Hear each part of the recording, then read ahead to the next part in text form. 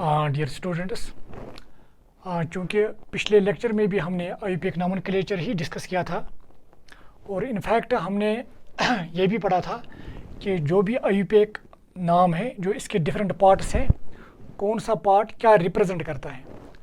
तो हमने देखा था कि जो वर्ड रूट है ये क्या रिप्रेजेंट करता है, प्राइमरी सफिक्स, सेकेंडरी सफिक्स, इसी तरह से प्राइमरी प्रीफिक्स और सेकेंडरी प्रीफिक्स।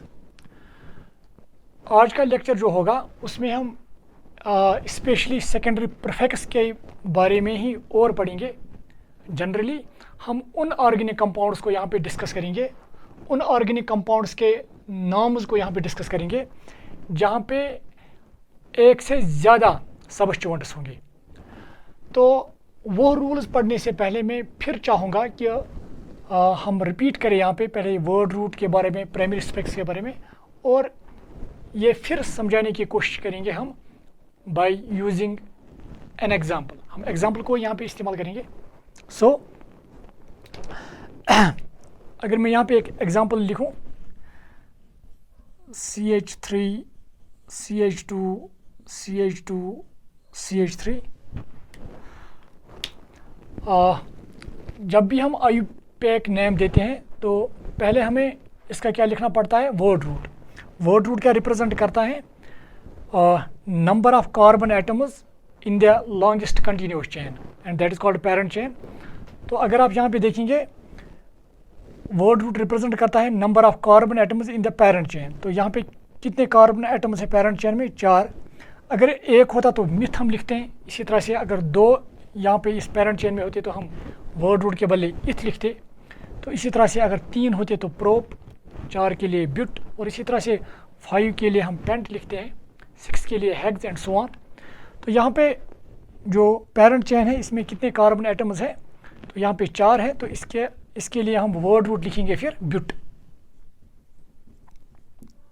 नाउ अब हमने इसका वर्ड रूट लिख दिया है। नाउ प्राइमरी सफिक्स क्या रिप्रेजेंट करता है, primary suffix represents type of bond in the parent chain. जो पेरेंट चेन में जो कार्बन एटम्स हैं इनके दरमियान किस किस्म का बॉन्ड है। अगर सिंगल बॉन्ड होगा तो एन लिखना पड़ेगा, अगर डबल बॉन्ड होगा तो इन लिखना पड़ेगा। तो इसी तरह से अगर ट्रिपल बॉन्ड होगा तो हमें आइन लिखना पड़ता है। क्योंकि यहाँ पे कार्बन एटम्स के दरमियान सिंगल बॉन्ड है तो इसका मतलब प्राइमरी सफिक्स के बदले हम लिखेंगे यहाँ पे एन। नाउ इसके बाद सेकेंडरी सफिक्स। सेकेंडरी सफिक्स क्या रिप्रेजेंट करता है, ये रिप्रेजेंट करता है फंक्शनल ग्रुप, जैसे कि OH अल्कोहल्स के लिए, NH2 एमाइन्स के लिए, इसी तरह से COOH that is for carboxylic acids. क्योंकि इस किस्म का कोई फंक्शनल ग्रुप इसमें नहीं है तो यहाँ पे हम क्रॉस डालेंगे। नाउ अब हमने वर्ड रूट भी लिख दिया इसका, प्राइमरी सफिक्स भी और सेकेंडरी सफिक्स भी। अब प्राइमरी प्रीफिक्स। प्राइमरी प्रीफिक्स क्या रिप्रेजेंट करता है, whether parent chain is closed और ओपन। जो पेरेंट चेन यहाँ पे है क्या ये क्लोज्ड फॉर्म में है या ओपन फॉर्म में। अगर ये क्लोज्ड फॉर्म में होती तो यहाँ पे हमें प्राइमरी प्रीफिक्स के बदले यहाँ पे साइक्लो लिखना पड़ता, और अगर ये ओपन फॉर्म में है तो यहाँ पे हमें कुछ नहीं लिखना पड़ता है। क्योंकि यहाँ पे जो पेरेंट चेन है वो ओपन फॉर्म में है तो हम यहाँ पे कुछ नहीं लिखेंगे, मतलब यहाँ पे हम क्रॉस डालेंगे। नाउ तो इस तरह से हमने इसका प्राइमरी प्रीफिक्स भी लिख दिया है।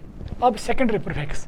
सेकेंडरी प्रीफिक्स रिप्रेजेंट करता है कि ये जो पेरेंट चेन है इसमें कोई सबस्टिट्यूएंट या ब्रांच मत है, इसमें कोई सबस्टिट्यूएंट या ब्रांच तो नहीं है, तो इसका मतलब हमें यहाँ पर भी क्रॉस डालना पड़ेगा। अगर आप यहाँ पे देखिए सेकेंडरी प्रीफिक्स रिप्रेजेंट्स ब्रांच और सबस्टिट्यूएंट इन द पेरेंट चेन।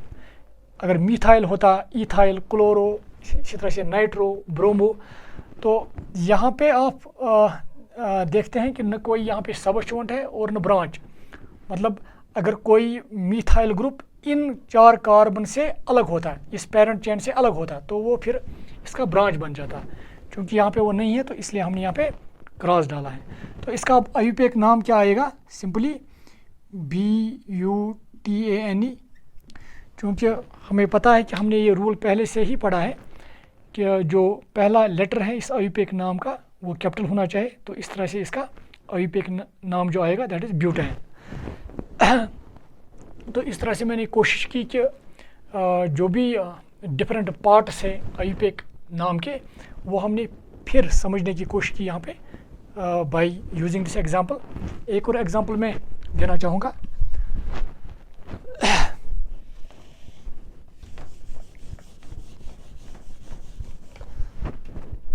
ये एग्जांपल्स हमने इनफैक्ट डिस्कस किए हैं पहले से ही। तो अगर मैं इस तरह से लिखूं,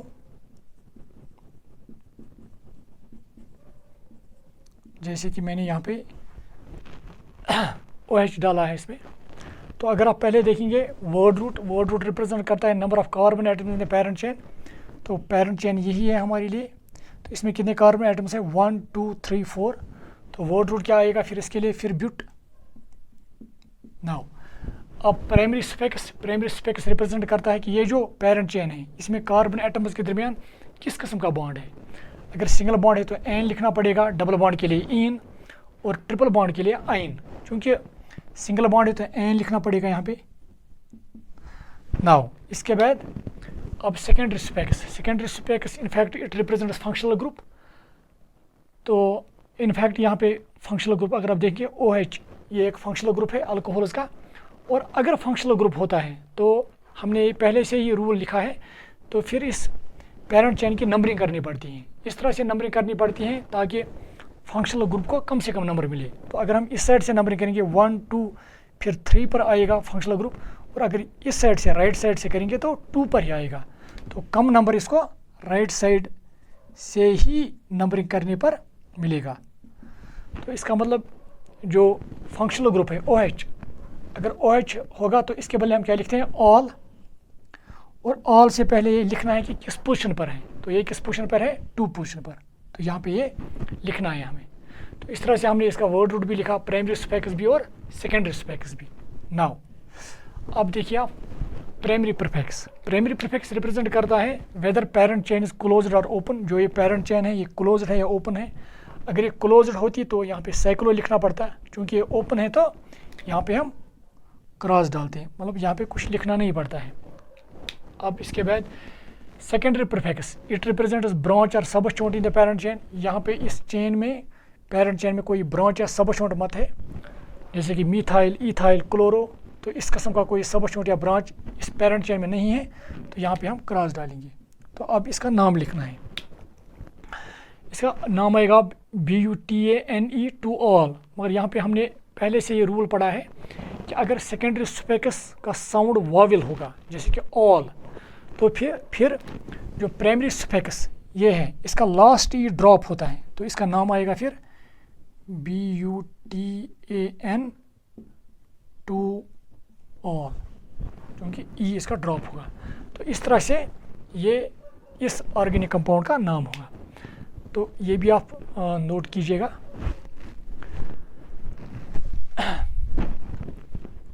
एक और एग्जांपल हम देने की कोशिश करेंगे ताकि ये अच्छे से हमें क्लियर हो जाए। नाउ अगर मैं इस तरह से लिखूं, आप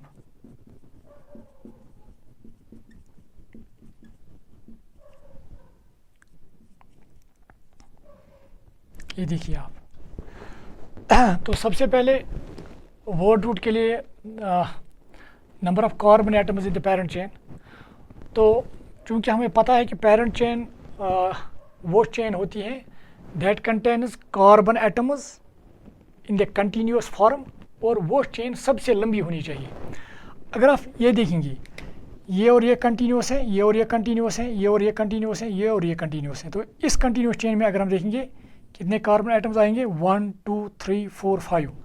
तो अगर हम ये देखेंगे 1 2 3, अगर इस तरह से देखेंगे तो ये भी कंटिन्यूस चेन है, और इसमें कितने कार्बन एटम्स आएंगे? 1 2 3 4। तो अगर यहाँ से देखेंगे 1 2 3 4, अगर इस वाले में देखेंगे 1 2 3 4 5, तो सबसे जो लॉन्गेस्ट कंटिन्यूस चेन है वो ये चेन है। तो पेरेंट चेन वही चेन सिलेक्ट की जाती है which is longest continuous chain. तो लॉन्गेस्ट कंटिन्यूस चेन ये है, अब इसी को पेरेंट चेन माना जाएगा। अब जब ये पेरेंट चेन है तो इसका मतलब ये मिथाइल ग्रुप इससे अलग हो जाता है। तो ये जो मिथाइल ग्रुप इससे अलग होगा ये एक्ट करेगा branch, it will act as a branch. तो ये एक ब्रांच होगा। पिछले एग्जांपल्स में हमने ये पढ़ा भी है एनीवे। तो जब भी ब्रांच पेरेंट चेन में होगा तो फिर रूल है नंबरिंग करनी पड़ती है, इस तरह से नंबरिंग करनी पड़ती है ताकि इस ब्रांच को कम से कम नंबर मिले। तो अगर हम यहाँ से नंबरिंग करेंगे 1 2 3 3 पर ये ब्रांच आएगा। अगर यहाँ से करेंगे 1 2 3 तो दोनों साइड से 3 पर ही आता है ये मिथाइल ग्रुप। तो यहाँ पे चॉइस है, चाहे हम राइट साइड से करेंगे या लेफ़्ट साइड से, दोनों साइड से नंबरिंग जो होगी वो करेक्ट होगी। तो let us start from the left side 1 2 3 4 5। Now पहले इसका वर्ड रूट लिखेंगे। वर्ड रूट क्या रिप्रेजेंट करता है? Number of carbon atoms in the parent chain. चूँकि पेरेंट चेन ये है, इसमें कितने कार्बन एटम्स हैं? 1 2 3 4 5। तो अगर 5 है तो वर्ड रूट क्या आएगा? अगर आपको याद होगा, अगर 5 कार्बन एटम्स होंगे तो इसके लिए वर्ड रूट आता है पेंट। तो यहाँ पे वर्ड रूट क्या आएगा? पेंट। नाउ अब इसका वर्ड रूट हमने लिख दिया है। अब primary specs, primary specs represent करता है कि ये जो पेरेंट चेन है, पेरेंट चेन, यहाँ पे जो कार्बन एटम्स हैं उनके दरमियान किस किस्म का बॉन्ड है। क्योंकि यहाँ पे कार्बन एटम्स के दरमियान सिंगल बॉन्ड है तो एन लिखना पड़ेगा। नाउ सेकेंडरी स्पेक्स रिप्रेजेंट करता है फंक्शनल ग्रुप, या यहाँ पे अगर आप देखिए सेकेंडरी स्पेक्स वो है, सेकेंडरी स्पेक्स जो है वो रिप्रेजेंट करता है फंक्शनल ग्रुप, जैसे कि OH NH2 COH। क्योंकि इस किस्म का फंक्शनल ग्रुप इसमें कोई नहीं है तो यहाँ पे हम क्रॉस डालेंगे। तो अब हमने इसका वर्ड रूट भी लिखा, प्राइमरी स्पेक्स भी और सेकेंडरी स्पेक्स भी। Now primary prefix, primary prefix represent करता है कि जो ये पेरेंट चेन है ये रिंग फॉर्म में मत है। अगर रिंग फॉर्म में होती तो साइक्लो लिखना पड़ता, क्योंकि ये ओपन फॉर्म में है तो यहाँ पे कुछ नहीं लिखना पड़ता है, यहाँ पे हम क्रॉस डालते हैं। नाउ सेकेंडरी प्रीफिक्स रिप्रेजेंट करता है ब्रांच या सब स्टॉट इन द पेरेंट चेन। और अगर आप देखेंगे यहाँ पे ब्रांच है, तो हमने पहले ही बताया है कि जब ये ब्रांच चेन में होता है तो उस चेन की नंबरिंग करनी पड़ती है। तो इस तरह से नंबरिंग करनी पड़ती है ताकि ब्रांच को कम से कम नंबर मिले, जो हमने पहले से ही नंबरिंग की है इसकी। तो अब ये जो ब्रांच है ये किस नंबर पर है? 3। जो इसकी पोजीशन है दैट इज़ 3। तो ये ब्रांच जो है CH3, इसका नाम क्या है? मीथाइल। तो यहाँ पे आपको मीथाइल लिखना पड़ेगा, और मीथाइल से पहले ये लिखना पड़ेगा कि ये किस पोजीशन पर है, दैट इज़ 3। तो इसका अब पूरा नाम क्या आएगा? 3 मीथाइल पेंटेन। तो अगर हम इसका नाम लिखेंगे आप यहाँ पे, दैट इज़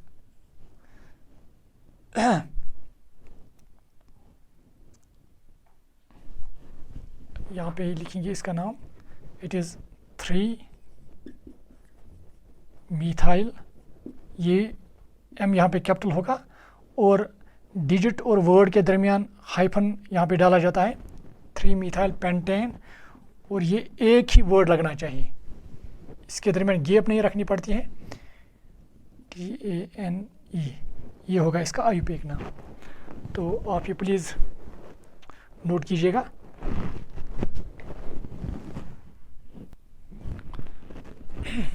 मैं अब इसको रब करने जा रहा हूँ।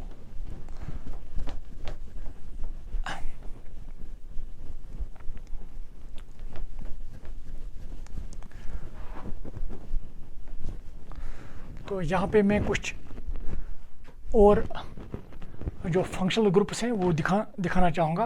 पहले से भी हमने ये लिखे हैं, तो फिर भी एक फंक्शनल ग्रुप है दैट इज़ CHO। अगर आपको याद होगा ये किनका फंक्शनल ग्रुप होता है? एल्डिहाइड्स का, फंक्शनल ग्रुप ऑफ एल्डिहाइड्स।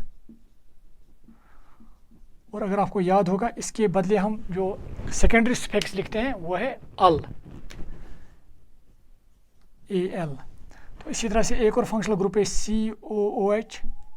ये कार्बोजाइलिक एसिड्स का होता है, कार्बोजाइलिक एसिड्स। और इसके लिए जो हम सेकेंडरी स्पेक्स लिखते हैं that is oic acid, that is oic acid, that is oic acid. ठीक है। नाउ तो इस तरह से सेकेंडरी स्पेक्स में जो कुछ और फंक्शनल ग्रुप्स हैं वो हमने यहाँ पे लिखे। इनफैक्ट और भी हैं, तो कम से कम ये आप यहाँ पे अभी याद रखेंगे। तो इसी तरह से वर्ड रूट के लिए अगर कार्बन एटम 1 होता तो मिथ लिखते, 2 के लिए हम इथ, 3 के लिए प्रोप, 4 के लिए ब्यूट, 5 के लिए पेंट। इसी तरह से अगर 6 होती तो हेक्स लिखते हैं हम, 7 के लिए हेप्ट, ये आप याद रखेंगे। इसी तरह से 8 के लिए ओक्ट, और अगर 9 होते तो नन। इसी तरह से 10 के लिए हम डेक लिखते हैं। इसी तरह से 11 के लिए अनडेक, 12 के लिए डोडेक, और 13 के लिए ट्राइडेक, 14 के लिए टेट्राडेक एंड सो ऑन। ये आप याद रखेंगे यहाँ पे।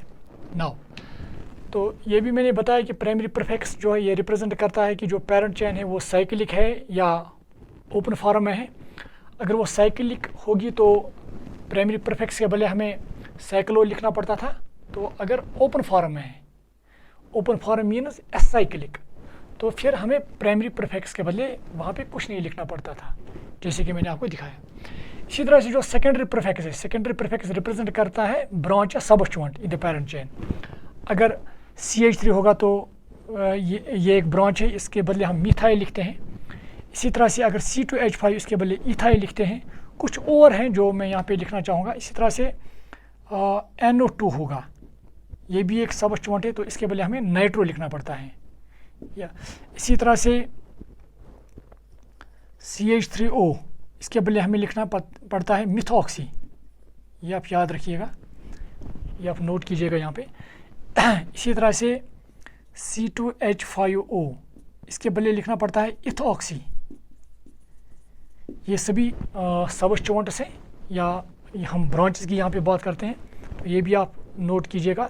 इसी तरह से मैंने लिखा Cl के बदले क्लोरो। इसी तरह से अगर F होता तो फ्लोरो, Br के बदले ब्रोमो एंड सो ऑन। कुछ और सबस्टिट्यूएंट्स का मैं यहाँ पे जिक्र करूँगा जो आप यहाँ पे याद रखेंगे उनके नाम्स। देखिए अब मैं कुछ को यहाँ पे रब करना चाहूँगा आप।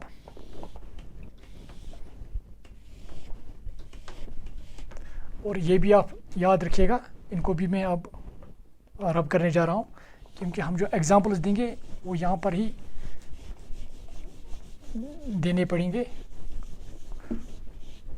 तो इसलिए मैंने इनको फिर रब किया है यहाँ पे।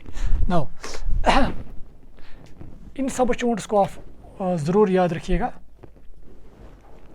इसी तरह से आप देखेंगे कहीं पे हमें इस तरह का सबस्टिट्यूएंट होगा या branch like this, CH3 CH2 CH2, इस तरह का ब्रांच आप देखेंगे। इस ब्रांच को बोलते हैं it is called N propyl. ये आप याद रखिएगा, N प्रोपाइल। इसी तरह से आप देखेंगे कहीं जगह पे ये होगा इस तरह से ब्रांच। ये भी एक ब्रांच है बट इसको बोलते हैं आइसोप्रोपाइल। आइसोप्रोपाइल, ये आप याद रखिएगा। अभी इसको बोलते हैं N प्रोपाइल और इसको बोलते हैं आइसोप्रोपाइल। इसी तरह से आप ये भी देखोगे CH3 इस तरह से, ये मैंने यहाँ पे दिखाया है CH3 इस तरह से। ये भी कहीं पे आप देखेंगे it will also act as a branch, और इसको क्या बोलते हैं, it is called tertiary butyl. Tertiary butyl. तो यहाँ पे जो मैंने ये आइसोप्रोपाइल, टर्शियरी ब्यूटाइल या N प्रोपाइल जो नाम्स लिखे हैं इनके, इन ब्रांचेस के, ये नाम कैसे दिए जाते हैं ये हम देखेंगे आगे। तो अभी आप ये याद रखेंगे, अगर इस तरह का सबस्टिट्यूएंट होगा CH3 CH2 CH2 या ब्रांच, तो इसको N प्रोपाइल हम लिखेंगे। अगर इस तरह का होगा CH3 CH3, यहाँ पे वैलेंसी अनसेटिस्फाइड होगी, मतलब ये पेरेंट चेन के साथ लिंक्ड होगा इस कार्बन के थ्रू, तो इसको हम आइसोप्रोपाइल पढ़ेंगे। तो इसी तरह से अगर ये वाला इस तरह का ब्रांच होगा तो इसको हम क्या नाम लिखेंगे, टर्शियरी ब्यूटाइल। अब इसको हम कैसे ये नाम याद रखेंगे कि कब हम टर्शियरी ब्यूटाइल इस्तेमाल करेंगे, कब हम आइसोप्रोपाइल इस्तेमाल करेंगे, या कभी आप देखेंगे सेकेंडरी ब्यूटाइल। तो इनके नाम में आपको आगे दिखाऊंगा कि कैसे ये नाम याद हम रखेंगे और कैसे इनको ये नाम दिए जाते हैं, वो हम आगे पढ़ेंगे। तो अभी आप ये याद रखेंगे। अब हम कुछ एग्जांपल्स ले लेंगे जहाँ पे हम एक से ज़्यादा सब इंस्ट्रूमेंट्स को अब इस्तेमाल करेंगे। मैं इनको अब रब करने जा रहा हूँ, आप ये प्लीज़ नोट कीजिएगा।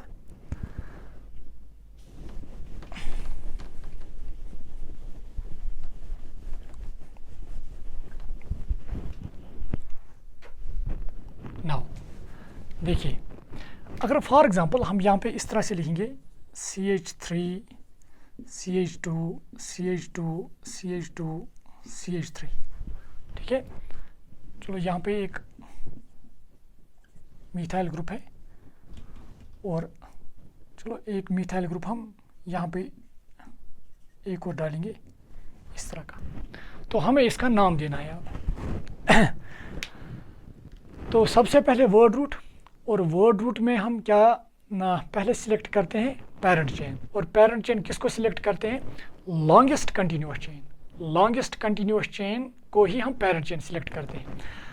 अगर आप अब इसमें देखेंगे जो चेन होगी, इसमें जो कंटिन्यूअस चेन है इसमें कितने कार्बन एटम है, 1 2 3 4 5, तो इसमें 5 है। तो अगर हम अब कंटिन्यूअस चेन में जो सबसे लॉन्गेस्ट कंटिन्यूअस चेन होगी उसी को हम पेरेंट चेन यहाँ पे सिलेक्ट करेंगे।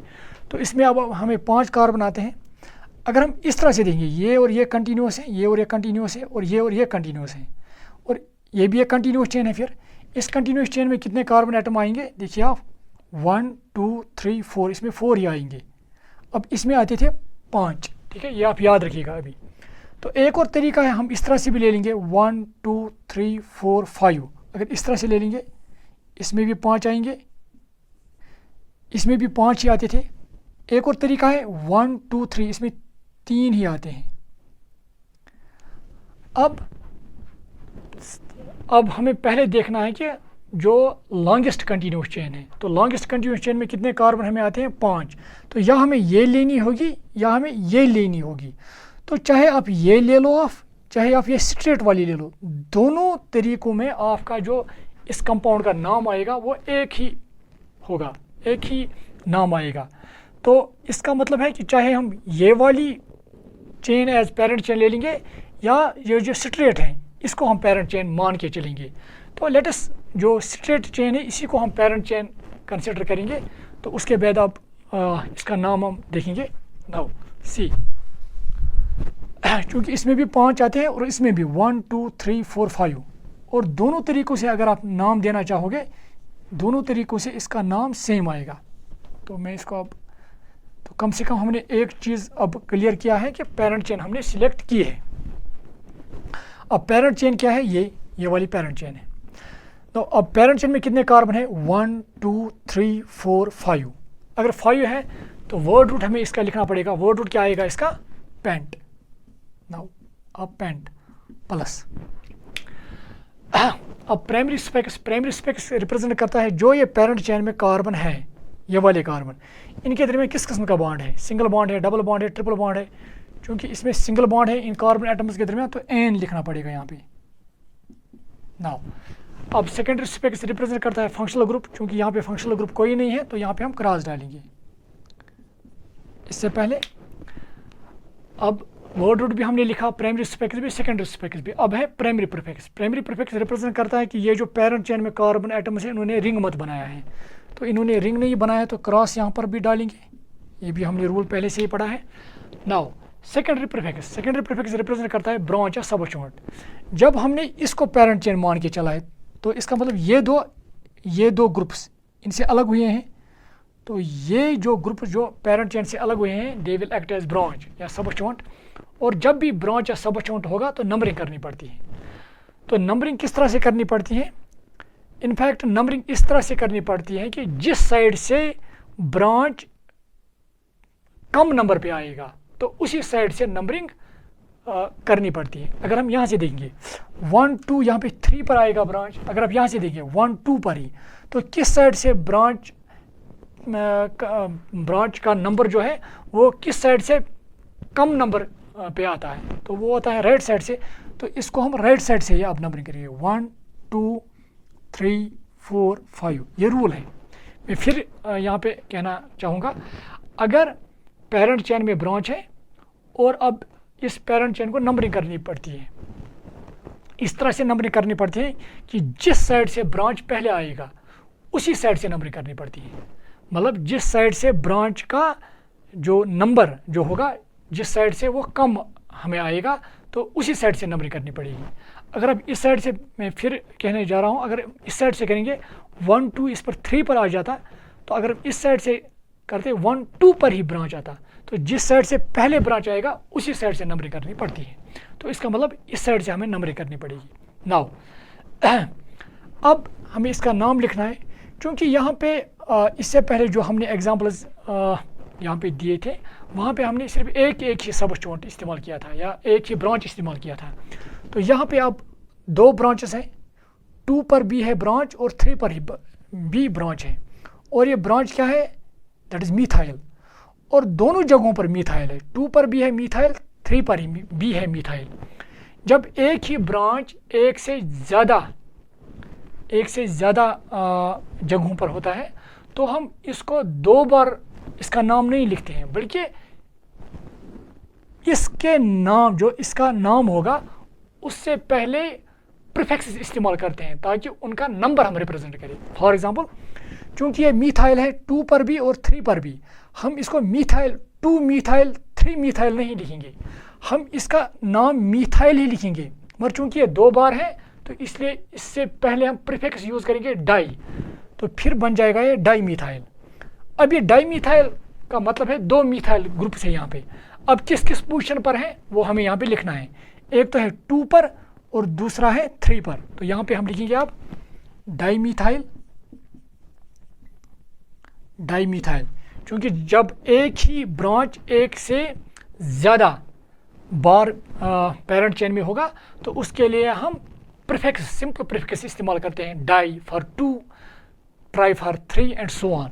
क्योंकि यहाँ पे मीथाइल ग्रुप 2 बार है तो हमने डाई मीथाइल इस्तेमाल किया, और डाई मीथाइल से पहले ये लिखना पड़ेगा कि किस किस जो पोजीशन है कार्बन जहाँ पर ये ब्रांच है वो पोजीशन हमें यहाँ पे लिखनी पड़ेगी 2 और 3 पर। अब पहले 3 लिखेंगे या 2, इसके लिए रूल है कि जो नंबर कम होगा, जो लोकेंट, जिस लोकेंट का वैल्यू कम होगा वो हम पहले लिखेंगे।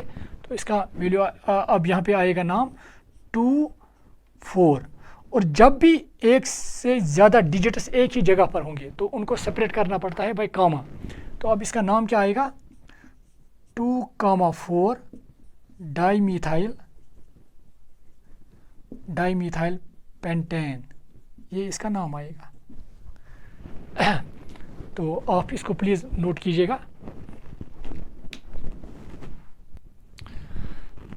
नाउ पहले हम इसके लिए आप रूल यहाँ पे लिखना चाहेंगे। थोड़ा मैं इसको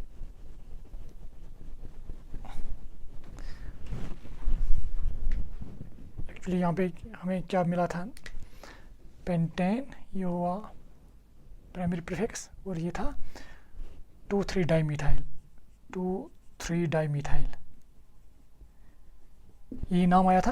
तो यहाँ पे पहले मैं रूल लिखूँगा क्योंकि एग्जाम्पल भी यहाँ पे है, तो इससे थोड़ा हमें रूल लिखने में थोड़ी आसानी होगी।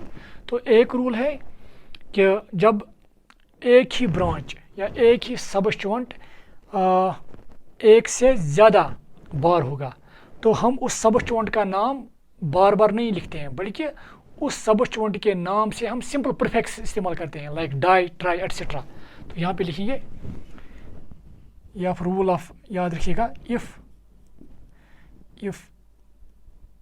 Same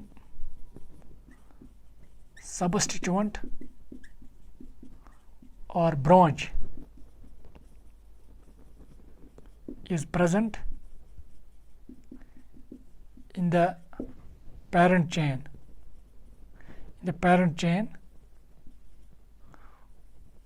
more than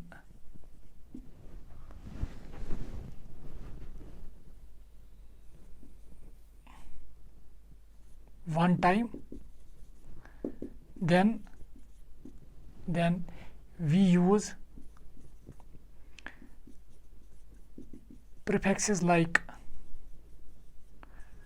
die, try, etc. with their names to indicate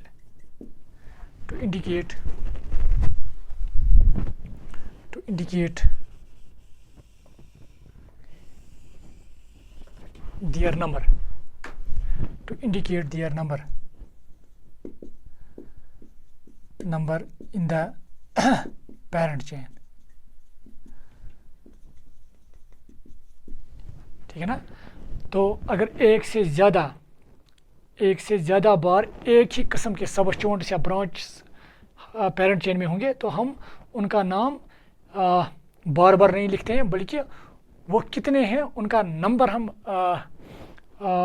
represent करते हैं by using the prefixes like di for 2, tri for 3, tetra for 4 and so on.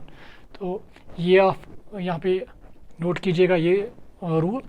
एक और रूल हम लिखने जा रहे हैं, ये आप पहले नोट कीजिए।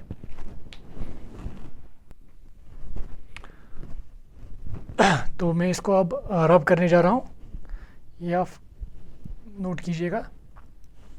नाउ सी, एक और रूल जो हमें यहाँ पे लिखना है वो है देखिए कि जब एक से ज़्यादा ब्रांचेस होंगे तो अब हमें नंबरिंग करनी पड़ती थी। अगर हम इस साइड से नंबरिंग करते तो सेकंड पोजीशन पर ये मिथाइल ग्रुप आता, तो अगर इस साइड से नंबरिंग करते तो जो ब्रांच पहले आता वो थर्ड पोजीशन पर आता। तो अब नंबरिंग किस साइड से करनी पड़ती है? रूल है कि जिस साइड से ब्रांच पहले निकले, जिस साइड से, अगर हम इस साइड से देखेंगे ये 2 पोजीशन पर ही निकलता है, और अगर हम इस साइड से देखेंगे फिर ये 3 पोजीशन पर निकलता है। जिस साइड से ब्रांच पहले निकलेगा उसी साइड से नंबरिंग करनी पड़ती है। कि अगर पेरेंट चेन में एक से ज़्यादा सब स्टूडेंट्स होंगे तो किस तरह से नंबरिंग करनी पड़ती है, जो कि मैंने आपको पहले ही कहा कि अगर हम एक साइड से भी नंबरिंग करेंगे और दूसरे साइड से भी, जिस साइड से ब्रांच पहले निकलेगा उस साइड से नंबरिंग करनी पड़ती है। तो ये हम यहाँ पे लिखना चाहेंगे। इनफैक्ट इसी रूल को हम एक नाम से जानते हैं, that is called lowest set of locant rule. तो यहाँ पे मैं इसको समझाने की कोशिश करूँगा। फॉर एग्जांपल यहाँ पे आप एक और कंपाउंड में लिखना चाहूँगा,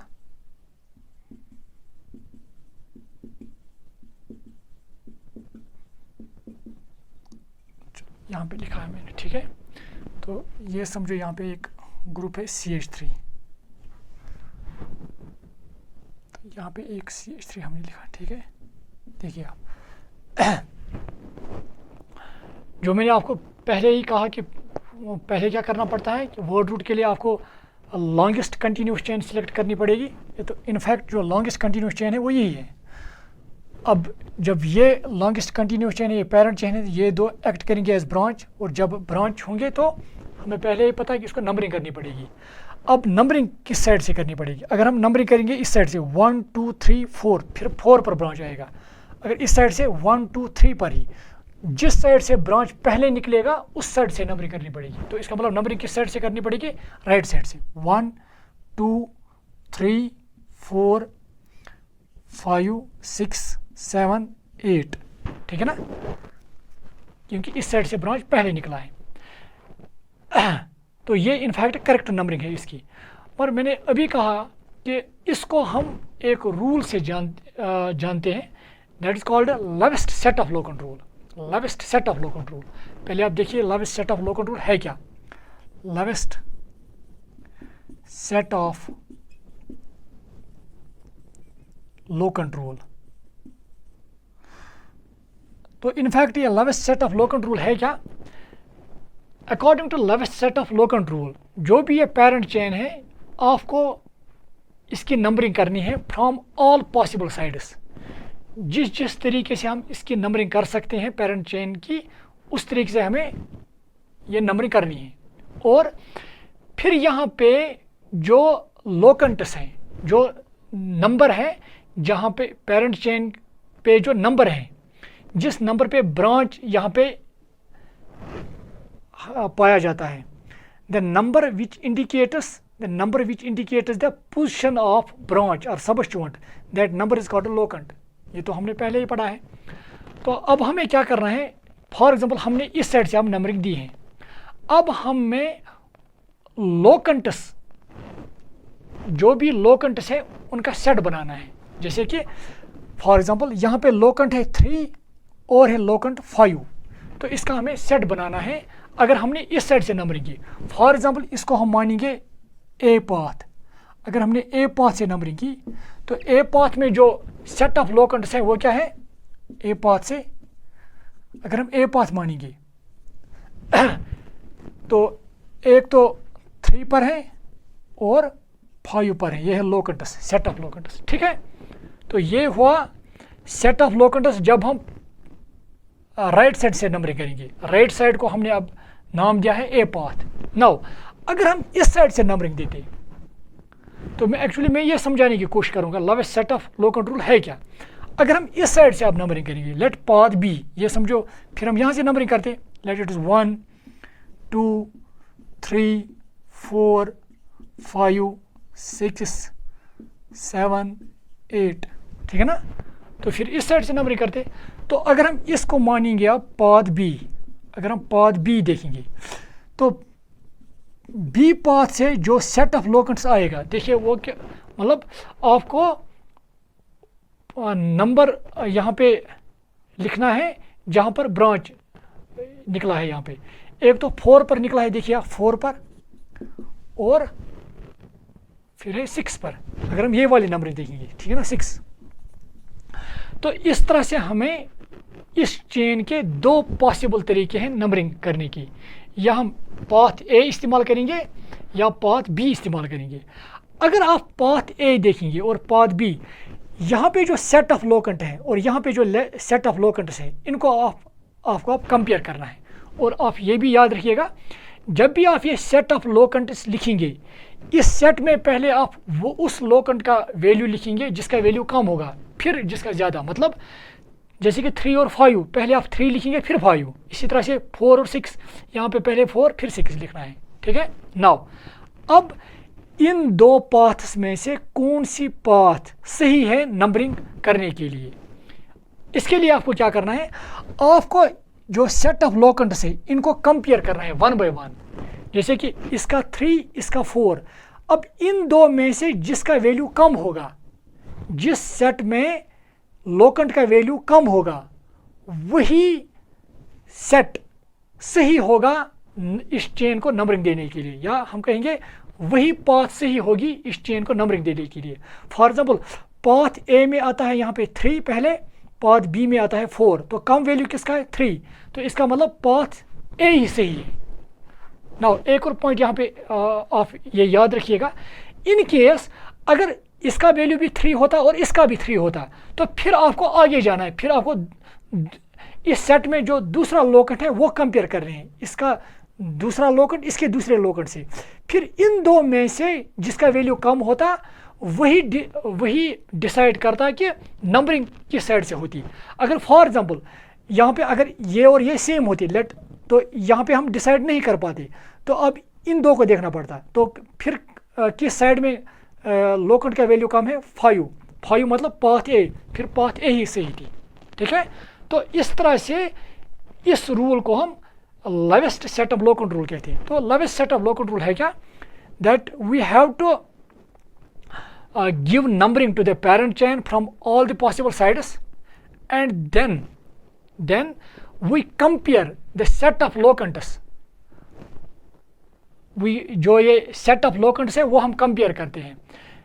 while comparing 1 by 1 the locant in a set which has lower value gives us the correct way of numbering the parent chain।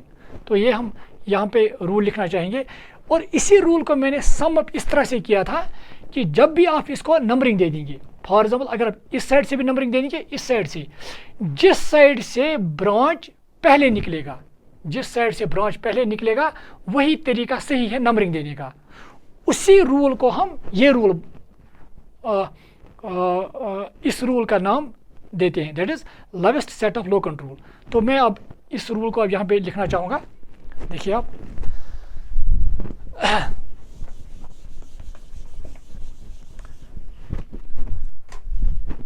ये आप रूल याद रखिएगा, इफ टू और मोर ब्रांचेस और substituents, if two or more branches or substituents are present in the chain, if two or more branches or substituents are present in the chain, then numbering should be done according to lowest set of locant rule, lowest set of locant rule। ठीक है, ये आप लिखिएगा। अब मैं ये lowest set of locant rule है क्या ये लिखूंगा। नाउ अब इसको हम यहाँ पे डिफाइन करने जा रहे हैं। lowest set of locant rule है क्या? according to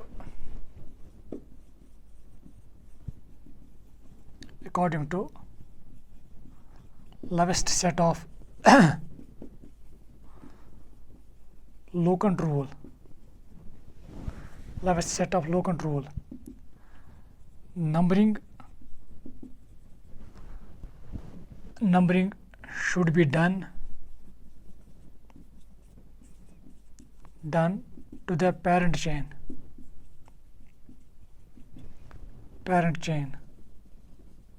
from all possible sides, ठीक है, and then set of locantus,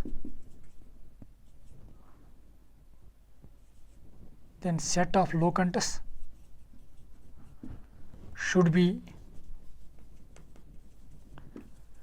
compared.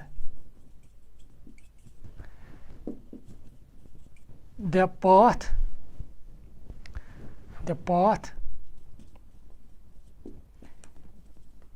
which gives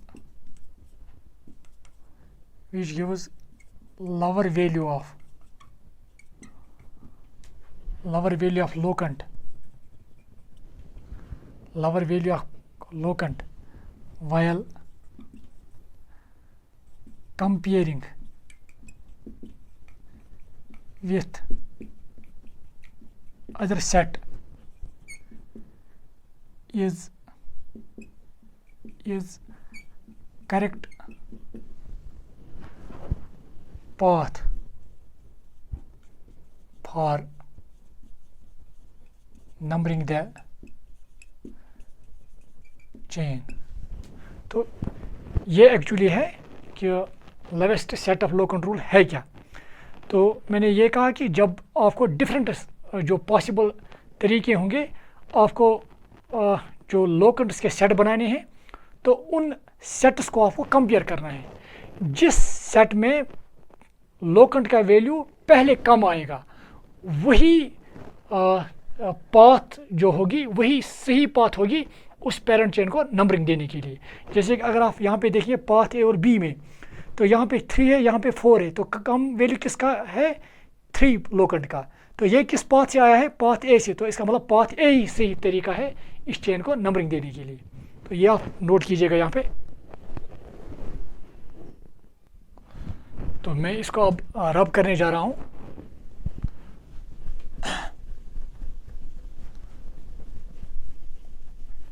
अब इसको हम अब नंबरिंग देंगे, ये नाम देना चाहेंगे, क्योंकि अब हमने यहाँ पे अब सही तरीका क्या है नंबरिंग देने का? By path A. देखिए आप अब कितने कार्बन एटम्स है इसमें टोटल? 1 2 3 4 5 6 7 8। तो वर्ड रूट क्या आएगा? तो अब हमने इससे डिसाइड किया है। अब मैं इसको अब यहाँ पे रब करूँगा। चलो इसको हम नाम दे देंगे। अब कितने कार्बन एटम है पेरेंट चेन में? 8। तो वर्ड रूट क्या आएगा फिर? ओक्ट प्लस प्राइमरी स्पेक्स के लिए इन कार्बन एटम्स के दरमियान क्या बॉन्ड है? Single bond. तो एन लिखना पड़ेगा नाउ सेकेंडरी स्पेक्स के लिए फंक्शनल ग्रुप मत है, वो नहीं है तो क्रॉस। इसी तरह से वर्ड रूट भी अब हमने लिखा, प्राइमरी स्पेक्स भी सेकेंडरी स्पेक्स भी। अब प्राइमरी प्रीफिक्स रिप्रेजेंट करता है कि यहाँ पे जो पेरेंट चेन में कार्बन एटम्स हैं उन्होंने रिंग मत बनाया है, तो रिंग नहीं बनाया तो क्रॉस। नाउ अब सेकेंडरी प्रीफिक्स रिप्रेजेंट करता है सब छोट या ब्रांच, तो यहाँ पे है, ये भी है एक, और यहाँ पे देखिए आप ये भी है, ठीक है ना। अब ये दोनों ब्रांच जो है ये सेम है, तो हम इनका नाम दो बार नहीं लिखेंगे बल्कि एक ही नाम लिखेंगे, बट उस नाम से पहले हम प्रीफिक्स इस्तेमाल करेंगे जो ये रिप्रेजेंट करेगा कि ये कितनी टाइम्स है इस चेन में। क्योंकि ये मिथाइल है और मिथाइल 2 टाइम्स है, तो इसको हम लिखेंगे डाईमिथाइल। तो अब इसका नाम आएगा डाईमिथाइल, और डाईमिथाइल से पहले ये लिखेंगे कि किस किस पोजीशन पर है। तो एक तो है, चूँकि पाथ ए ही सही तरीका है नंबरिंग देने का, तो एक है 3 और दूसरा है जो एक पोजीशन है लोकेंट की 3 and the second one is 5, तो ये आएगा 3-5 इसका नाम। तो अगर हम अब इस तरह से लिखेंगे 3-5 3,5 डैश डी कैपिटल होगा डाईमिथाइल ऑक्टेन, तो ये इसका नाम आएगा। तो आप प्लीज़ इसको कॉपी कीजिएगा। तो एक और एग्जांपल लिखना चाहेंगे हम।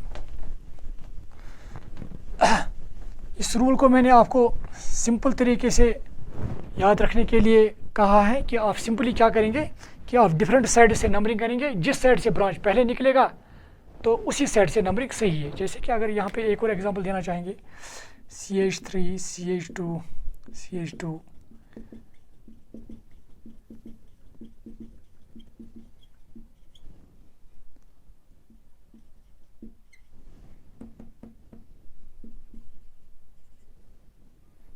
देखिए आप, तो पहले आपको पेरेंट चेन सिलेक्ट करनी है, parent chain which is the longest continuous chain, ये तो यही होगी।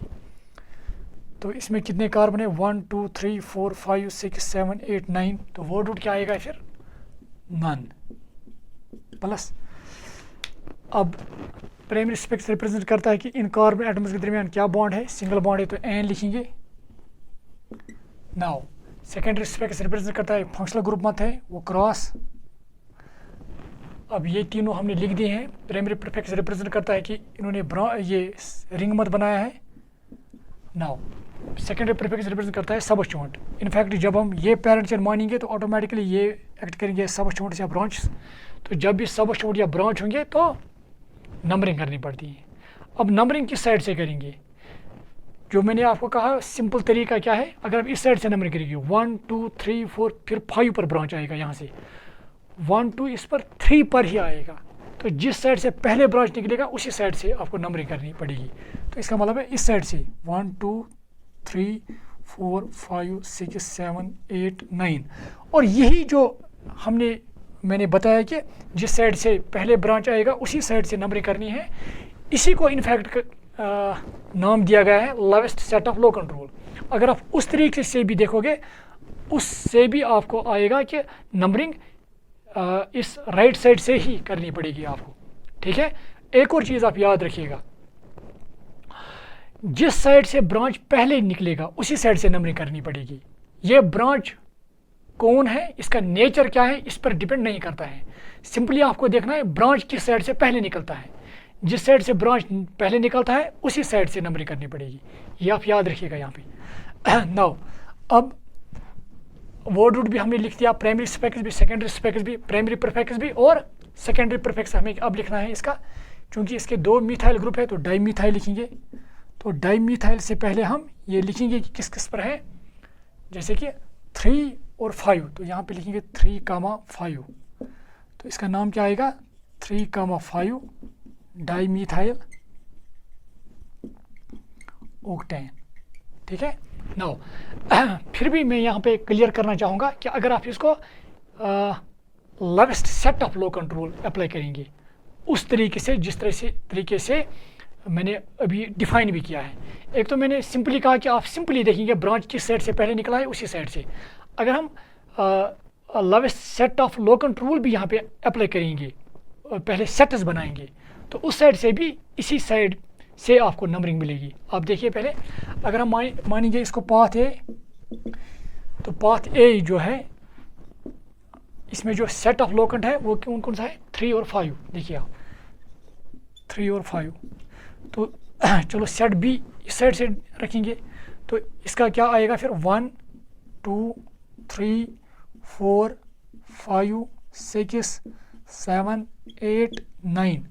तो पाथ बी में कौन कौन से लोकेंट्स आएंगे सेट में फिर, तो एक आया है 5 पर और 7 पर, ठीक है ना, 5 और 7 पर। देखिए आप अब कंपेयर कीजिएगा, इसका है 3, इसका है 5, किसका वैल्यू कम है, इसी का वैल्यू कम है, तो जिसका वैल्यू कम होगा वही पाथ जो होगी सही पाथ होगी पेरेंट चेन को नंबरिंग करने के लिए। तो इसका मतलब इस तरीके से भी हमें यहाँ पे क्लियर हुआ है कि पाथ ए ही सही तरीका है।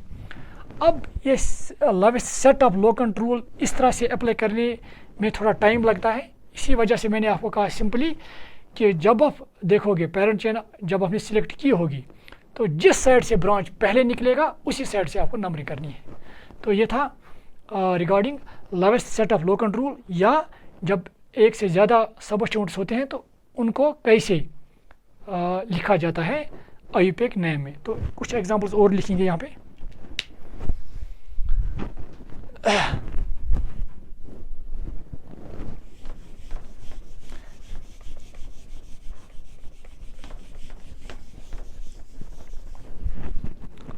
नाउ अब देखिए ये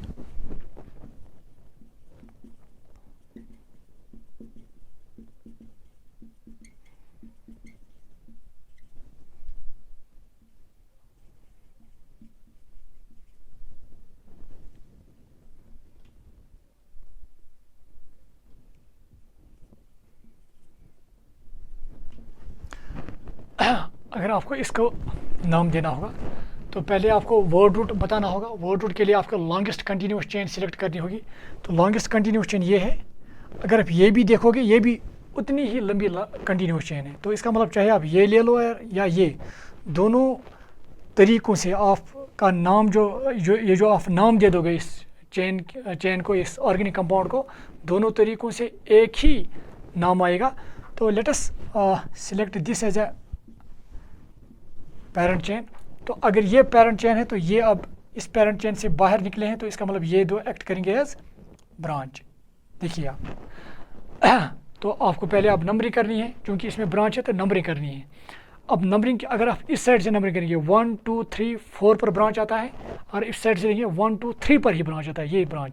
तो जिस साइड से ब्रांच पहले निकलेगा उसी साइड से नंबरिंग करनी पड़ेगी। तो इसका मतलब है इस साइड से ही करनी है। आप 1 2 3 4 5 6 7, ठीक है ना। तो अब आपने नंबरिंग कर ली है इसकी। अब इसका वर्ड रूट देखिएगा, वर्ड रूट क्या आएगा, इसमें पेरेंट चेन में कितने कार्बन है टोटल 7। तो वर्ड रूट क्या आएगा, हेप्ट। 7 के लिए हेप्ट लिखना पड़ता है। प्लस प्राइमरी स्पेक्स में इन कार्बन एटम्स के दरमियान किस किस्म का बॉन्ड है, सिंगल बॉन्ड है, तो एन आएगा। सेकेंडरी स्पेक्स रिप्रेजेंट करता है फंक्शनल ग्रुप, वो यहाँ पे नहीं है तो क्रॉस। नाउ प्राइमरी प्रीफिक्स आप रिप्रेजेंट करता है कि ये जो कार्बन एटम्स हैं उन्होंने रिंग मत बनाया है, तो उन्होंने रिंग नहीं बनाया, तो वो यहाँ पर भी क्रॉस। नाउ अब secondary prefix, secondary prefix represent करता है सबस्टिट्यूएंट या ब्रांच, तो यहाँ पे सबस्टिट्यूएंट है ना। और ये जो सबस्टिट्यूएंट है ये दोनों डिफरेंट है, आप ये एक जैसे मत हैं। अब आपको ये लिखने हैं यहाँ पे। अगर आप इसको देखेंगे, इसका नाम है मिथाइल और इसका नाम क्या है, इथाइल। अब मसला है इन दो में से किसको पहले लिखेंगे। तो इसके लिए रूल है जिसका नाम अल्फ़ाबेटिकली पहले आएगा। फॉर एग्जाम्पल इसका नाम आता है एम से मिथाइल, इथाइल का नाम आता है ई से, जो अल्फ़ाबेटिकली पहले जिसका नाम आएगा तो उसी को पहले लिखना पड़ेगा। तो इसका मतलब पहले हमें इथाइल को यहाँ पे लिखना पड़ेगा, यहाँ पे इथाइल। और इथाइल से पहले ये लिखना पड़ेगा कि किस पोजीशन पर है, 3 पर, वो यहाँ पे लिखना पड़ेगा। उसके बाद हमें यहाँ पे मिथाइल लिखना पड़ेगा, और मिथाइल से पहले ये लिखना पड़ेगा किस पोजीशन पर है, 4। तो अब इसका नाम क्या आएगा, अब 3 इथाइल 4 मिथाइल हेप्टेन। तो ये इसका नाम आएगा। तो यहाँ पर भी अब रूल है कि अगर पेरेंट चेन में डिफरेंट टाइप्स ऑफ सब स्टूडेंट्स है, डिफरेंट टाइप्स ऑफ सब स्टूडेंट्स, तो उन सब स्टूडेंट्स या ब्रांचेस को हम कैसे लिखेंगे, इसके लिए रूल है कि the substituent whose name comes alphabetically first should be written first. जिस तरह से मैंने यहाँ पे लिखा, पहले हमने इथाइल को लिखा फिर मीथाइल को, ये आप नोट कीजिएगा। इसके बाद हम रूल लिखेंगे इसका। तो मैं अब इसको यहाँ पे रब करने जा रहा हूँ, आप इसको प्लीज़ नोट कीजिएगा।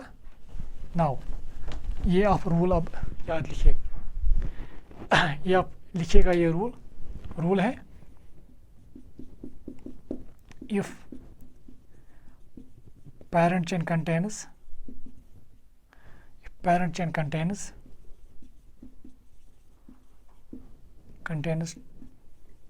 two or more different substituents,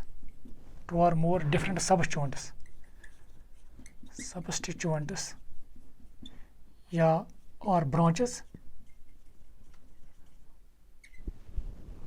two or more substituents or branches,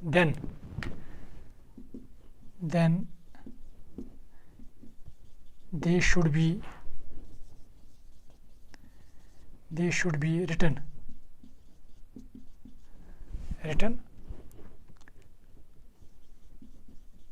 alphabetically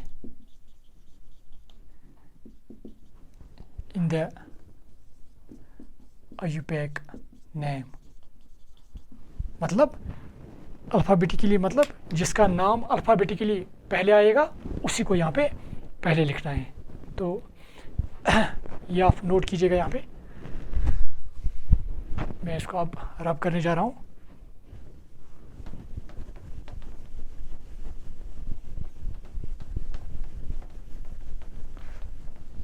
यहाँ पे मैं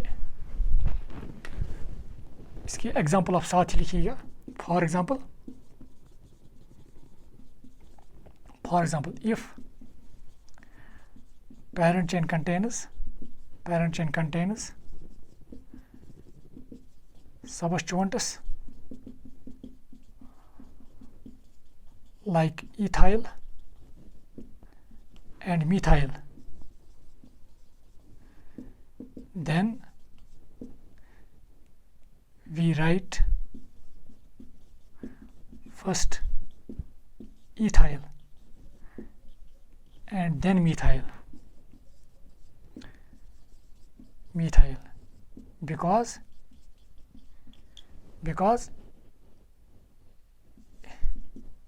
E of ethyl comes alphabetically,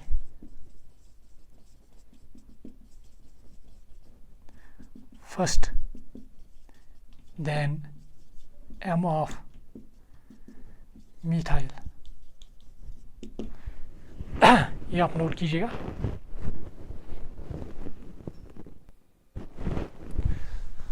अब एक और एग्जांपल मैं यहाँ पे देना चाहूँगा। इसके लिए हम एक और रूल इस्तेमाल करेंगे।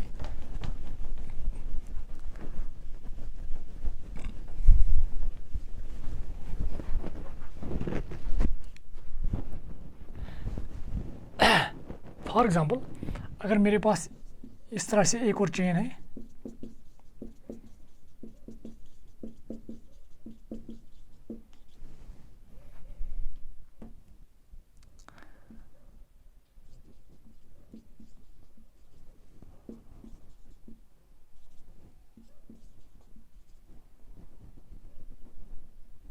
ये देखिए आप,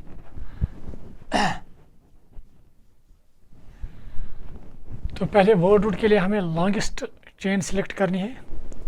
लॉन्गेस्ट चेन ये है, ये भी लॉन्गेस्ट चेन है, मगर नाम दोनों तरीक़ों से एक ही किस्म का आएगा। तो हमें यहाँ पे चॉइस है, तो हम ये मान के चलेंगे as a parent chain.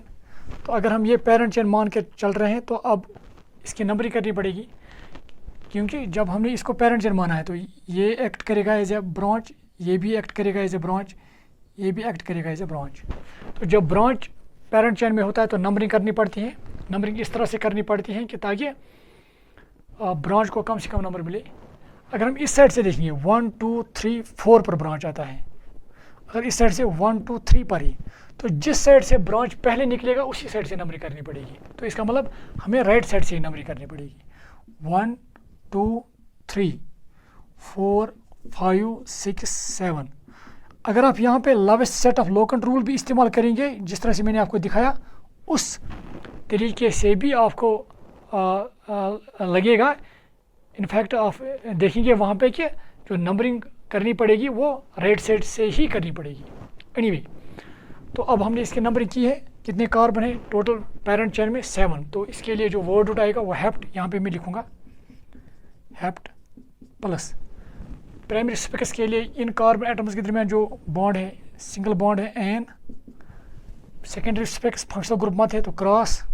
Now अब प्राइमरी प्रीफिक्स रिप्रेजेंट करता है कि जो पेरेंट चेन में कार्बन एटम्स हैं उन्होंने रिंग मत बनाया है, तो यहाँ पर भी क्रॉस। नाउ अब सेकेंडरी प्रीफिक्स रिप्रेजेंट करता है अब सब स्टूडेंट्स या ब्रांच, अब सब स्टूडेंट्स है, तो इसका नाम है इथाइल। यहाँ पे मीथाइल और मीथाइल, तो इसका मतलब है इनको हमें लिखना है डाई मीथाइल। अब हमें यहाँ पे है एक तो डाई मीथाइल, और डाई मीथाइल से पहले हमें लिखना है किस किस पोजीशन पर है। ये 4 पर है और दूसरा भी 4 पर है। मीथाइल 4 पर है और दूसरा मीथाइल पर भी 4 पर है, तो यहाँ पे लिखाना पड़ेगा 4 डाई मीथाइल। और अब इथाइल किस पर है? 3 पर, तो 3 इथाइल। देखिए आप यहाँ पे एक रूल है। अब हमें क्या इथाइल लिखना पड़ेगा पहले या डाई मीथाइल? अगर हम यहाँ पे देखेंगे, इसका नाम तो स्टार्ट होता है ई से, पर इसका नाम किससे स्टार्ट होता है? डी से, तो अल्फ़ाबेटिकली फिर यही लिखना पड़ता। तो अगर हम अल्फ़ाबेटिकली पहले देखेंगे यहाँ पे पूरा नाम इसका, यहाँ पे ई है, यहाँ पे डी, तो उस हिसाब से हमें किसको लिखना पड़ता है? यहाँ पे डाई मीथाइल को। मगर यहाँ पे डाई मीथाइल को पहले लिखना नहीं पड़ेगा, यहाँ पे इथाइल को ही फिर लिखना पड़ेगा पहले। क्यों? क्योंकि जो इसमें डाई इस्तेमाल होता है, जब भी हम किसी भी सबस्टिट्यूएंट के साथ जो प्रीफिक्स इस्तेमाल करते हैं, लाइक डाई, ट्राई एटसेट्रा, उनको कंसिडर नहीं किया जाता है while deciding the alphabetical order. मतलब अल्फ़ाबेटिकल ऑर्डर जो है वो डिसाइड किया जाता है by considering the actual names of substituents. Actual name इसका है मीथाइल, इसका नाम क्या है? इथाइल। आपको मीथाइल और इथाइल को कंपेयर करना है कि कौन इसमें अल्फ़ाबेटिकली फर्स्ट आता है। तो अगर आप मीथाइल और इथाइल को कंपेयर करोगे तो ई पहले आएगा, तो यही वजह है जो इसका नाम आएगा वो आएगा फिर जो कंप्लीट नाम जो इसके लिए आएगा that would be 3 capital 3 ethyl 4,4 dimethyl heptane. तो ये इसका नाम आएगा। ये आप यहाँ पे नोट कीजिएगा। तो फिर हम इसके लिए रूल लिखेंगे यहाँ पे, प्लीज़ आप इसको कॉपी कीजिए। तो इसके लिए हम अब रूल लिखने जा रहे हैं। तो ये आप नोट कीजिएगा।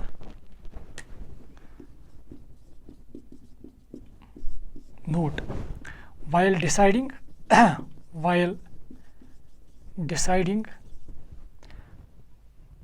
while deciding alphabetical order of substituents in the IUPAC name, prefixes like die, try, etc.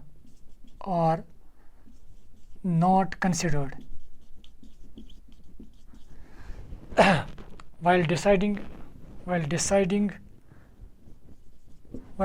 the alphabetical order of substituents in the IUPAC name.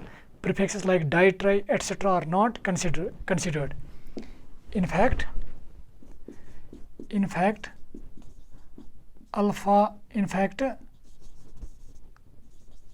alphabetical order is decided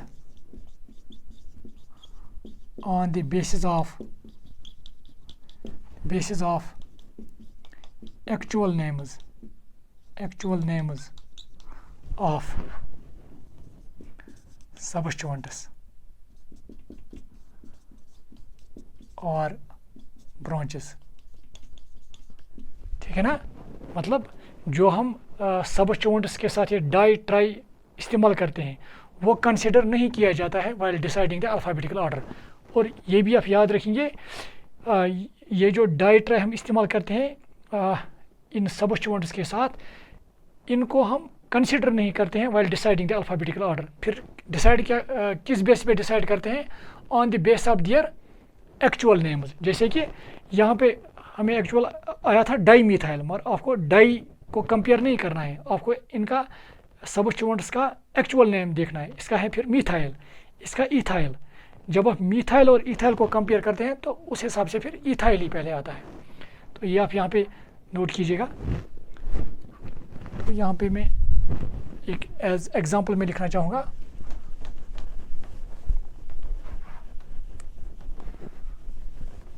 तो फॉर एग्जांपल यहाँ पे मैं लिखूँगा for example in dimethyl and ethyl, in dimethyl and ethyl we have to compare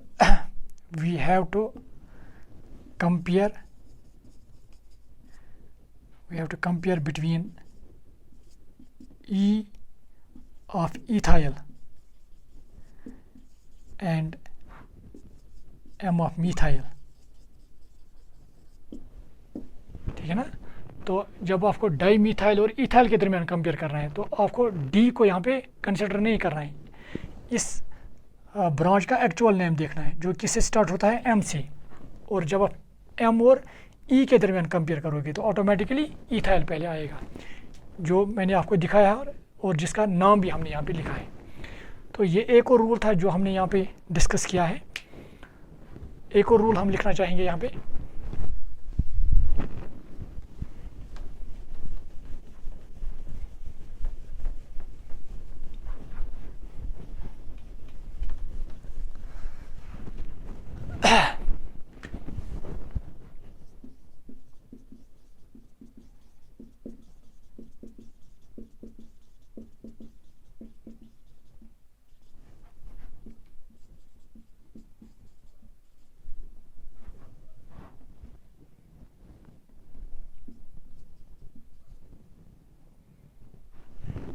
देखिए, अगर आपको इस compound को नाम देना होगा तो सिंपली हमें क्या करना पड़ता है? पहले वर्ड रूट के लिए हम लॉन्गेस्ट कंटिन्यूस चेन सिलेक्ट करेंगे, वो ये है।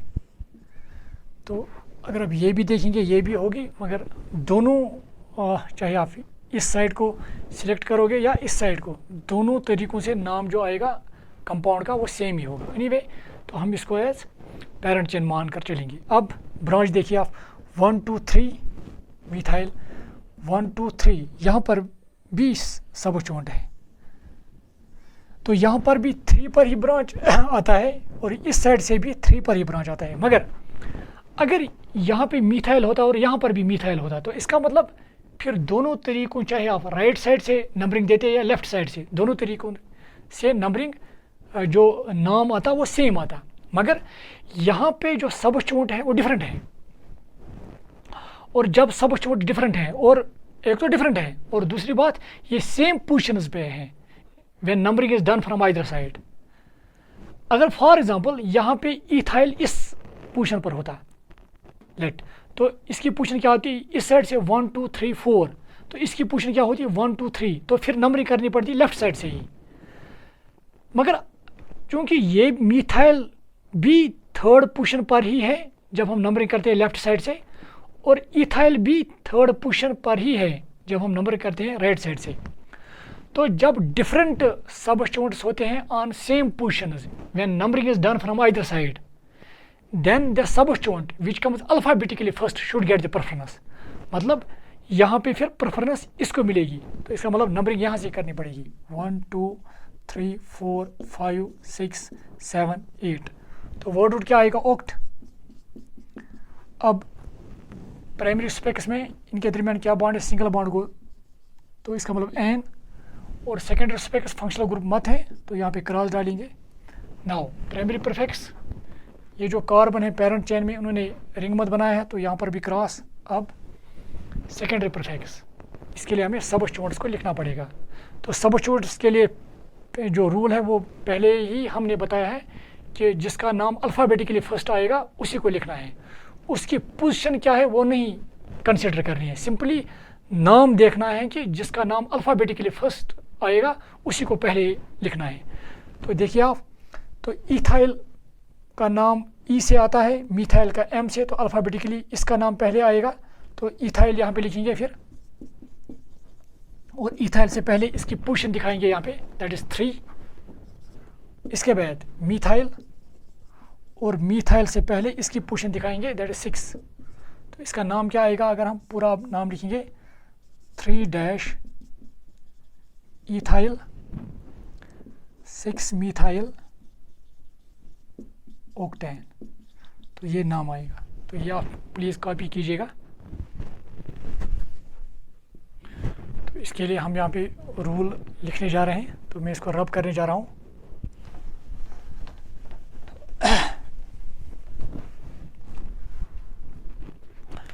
तो रूल है, इफ डिफरेंट सबस्टिट्यूएंट्स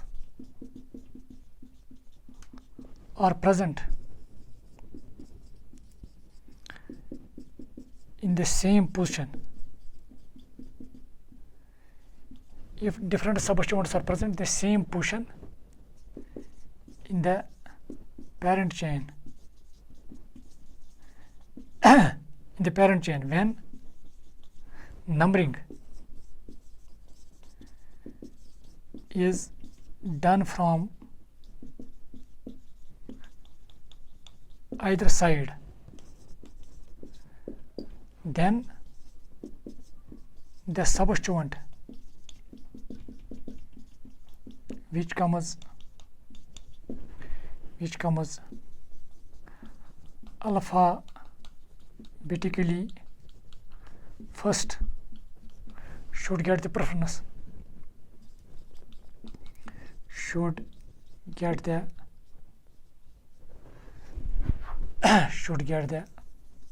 preference। मतलब अगर इस साइड से हम नंबरिंग देते तो 3 पोजीशन पर ब्रांच आता, इस साइड से भी हमें 3 पोजीशन पर ही ब्रांच आता, क्योंकि मगर यहाँ पे ब्रांच डिफरेंट है, यहाँ पे ब्रांच था मिथाइल और यहाँ पे इथाइल, तो चूँकि पोजीशन सेम थी when numbering is done from either side, तो यहाँ पे फिर हम उस ब्रांच का नाम देखकर प्रेफरेंस देते हैं। जिस ब्रांच का नाम अल्फ़ाबेटिकली फर्स्ट आएगा तो उसी को हम यहाँ पे प्रेफरेंस देते हैं, जैसे कि जिस तरह से इसमें हमने दिया है कि इथाइल को प्रेफरेंस मिली है मिथाइल से। बट ये आपको याद रखना है, when position is same when numbering is done from either side, तो तब ही आप इसको प्रेफरेंस दे सकते हैं। अगर इसकी पोजीशन यहाँ होती 4th पोजीशन पर और इसकी 3rd पर ही होती तो उस वक्त इसको प्रेफरेंस देनी नहीं पड़ती है, बल्कि फिर नंबरिंग इसी साइड से करनी पड़ेगी। ठीक है, तो ये था एक और रूल जिसमें हमने ये समझाया कि अगर डिफरेंट सबस्टिट्यूएंट्स सेम पोजीशंस पर होंगे when numbering is done from either side, तो उस वक्त किस तरह से नंबरिंग करनी पड़ती है और फिर IUPAC नाम किस तरह से लिखा जाता है। So these were some of the important rules जहाँ पे हमने एक से ज़्यादा जब सबस्टिट्यूएंट्स ब्रांच पेरेंट चेन में होते हैं तो उनको कैसे नाम दिया जाता है, तो इसके बारे में हमने यहाँ पे जिक्र किया है। एक और चीज़ यहाँ पे मैं कहना चाहूँगा, या पहले नोट कीजिएगा प्लीज़। मैं अब इसको रब करने जा रहा हूँ, तो आप ये जो पॉइंट से ये आप नोट करके रखेंगे।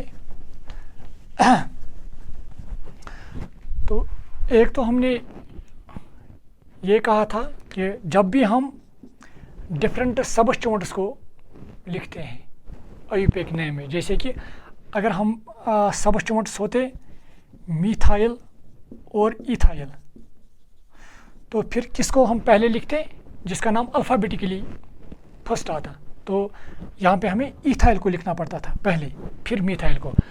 इसकी पोजीशन क्या होती है वो हमें कंसिडर नहीं करनी पड़ती है। तो ये था एक पॉइंट जो आपको याद रखना है। दूसरा पॉइंट, अगर फॉर एग्जांपल डाईमिथाइल होता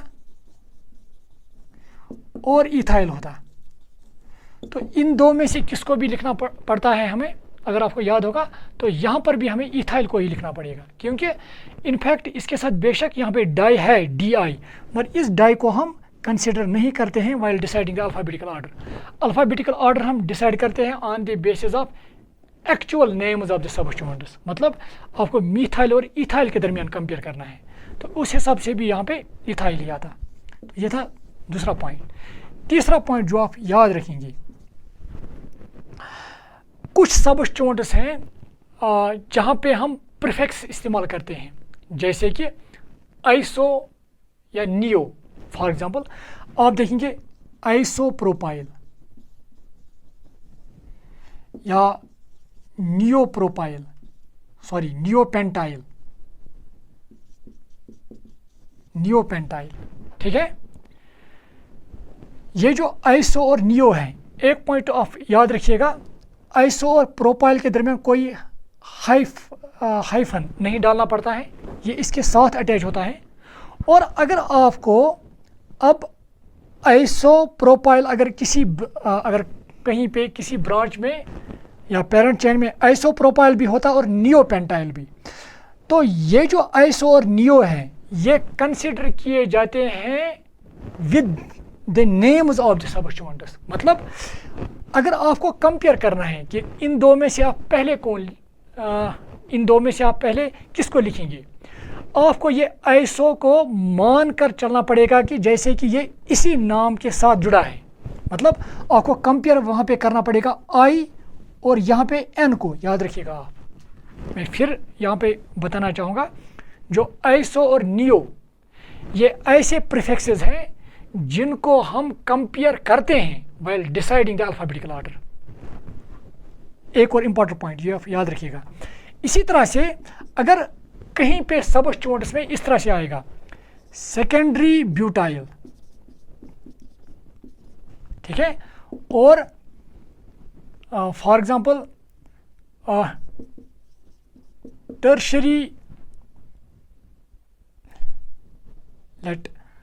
टर्शरी पेंटाइल, इस तरह से, ठीक है।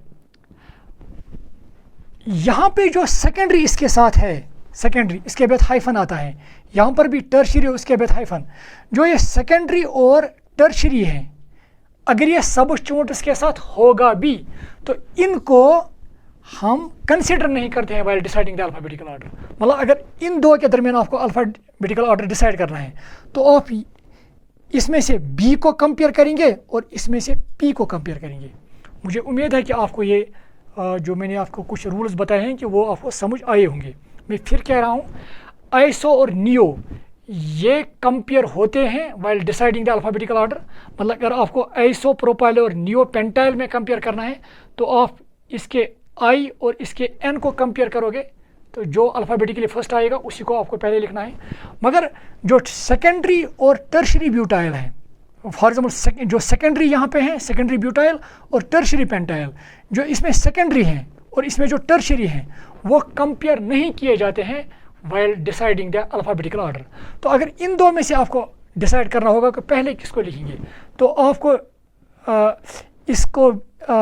ये जो सेकेंडरी ब्यूटाइल है आपको सेकेंडरी ब्यूटाइल का B कंपेयर करना है विथ टर्शरी पेंटाइल के P से। फिर B और P में कौन अल्फ़ाबेटिकली फर्स्ट आएगा तो उसी को पहले आपको लिखना है। So these were some of the important rules. तो मुझे उम्मीद है कि आपको समझ आया होगा। So thank you dear students.